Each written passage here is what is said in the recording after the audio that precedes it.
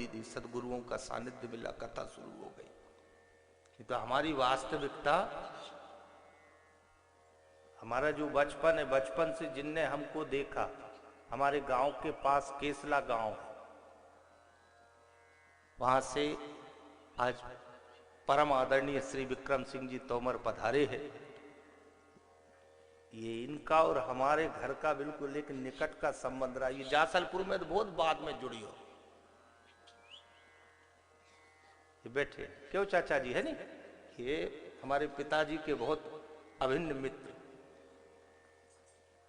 इनने हमको इतने बड़े से देखा, हम तो बहुत छोटे से आदमी। बाकी हाँ, इतना आपके सामने भरोसा जरूर रखेंगे, आप हमारे में आपकी आस्था भले आप मत रखना, पर निवेदन ये जरूर करेंगे कि जो संतों के शब्द में अगर आपने अपनी आस्था रखी तो वो संतों के शब्द आत्मा को सदगति प्रदान कर देंगे। इसीलिए तो आपने कभी विचार किया कि वो मरते समय राम नाम सत्य क्यों बोला जाता है और सबसे क्यों बुलवाया जाता है? कभी आपने विचार किया इसको? और सबसे क्या भैया, ए फालतू बात मत करो रे, क्या बोलो, बोलो जोर से, कहीं नहीं होएगा बोल दो। अभी क्यों डरो, अभी सब अच्छा, बिल्कुल मत डरो। कहीं डरे वह राम नाम सत्य बोलने में डरे। एक जगह हमसे कोई न की थी कथा में, हम बुलवा देते कई बार, राम नाम सत्य है, राम नाम सत्य है। एक माता जी आई, भी माता जी कहने लगी, पंडित जी राम नाम सत्य मत कहाया करो। हमने की क्यों? अरे बोले गुरु जी वो आखिरी टाइम की याद आ जाए के। अच्छा भजन गा दिया, क्यों राम नाम सत्य कह रहे बार बार कथा? कभी आपने विचार किया वो क्यों बोला जाता है?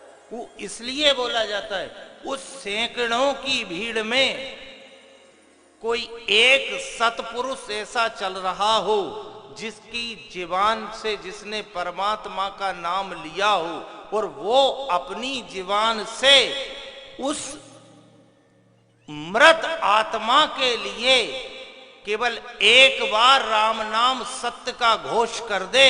उस एक नाम से वो कितनी भी पापी आत्मा हो, पर वो एक नाम उस आत्मा को भवसागर से पार करा देता है।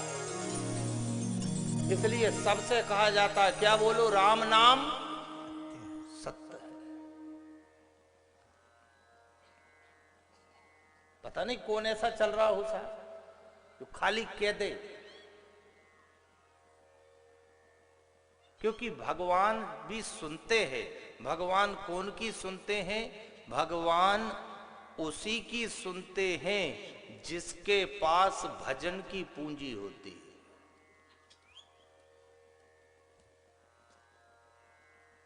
आपने वो भजन सुना हो, संतों ने मोहे नाना भांति नचाए, संतों ने मोहे नाना भांति नचाए, संतों ने मोहे नाना भांति नचाए, संतों ने मोहे नाना भांति नचाए, नाना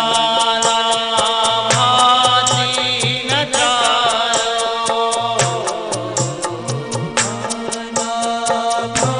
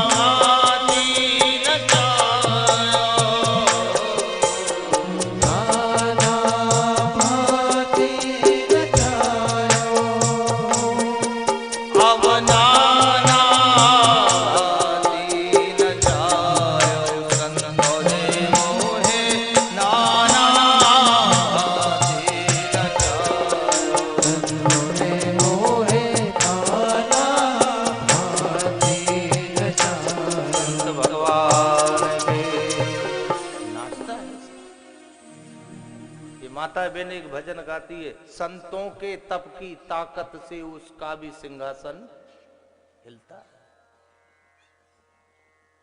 हिला दे साहब उसको। राम, लक्ष्मण,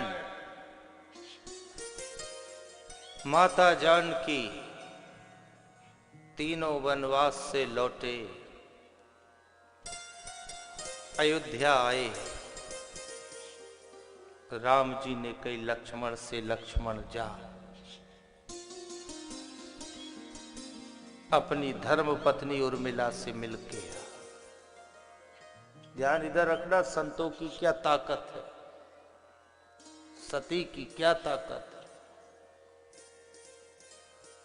लक्ष्मण जा भैया, अपनी धर्म पत्नी से मिले आ। लक्ष्मण आए, उर्मिला के कक्ष में गए। उर्मिला ने प्रणाम करके कही, स्वामी जी मेरी भेंट राम जी से कराओ, या तो उनको बुलाओ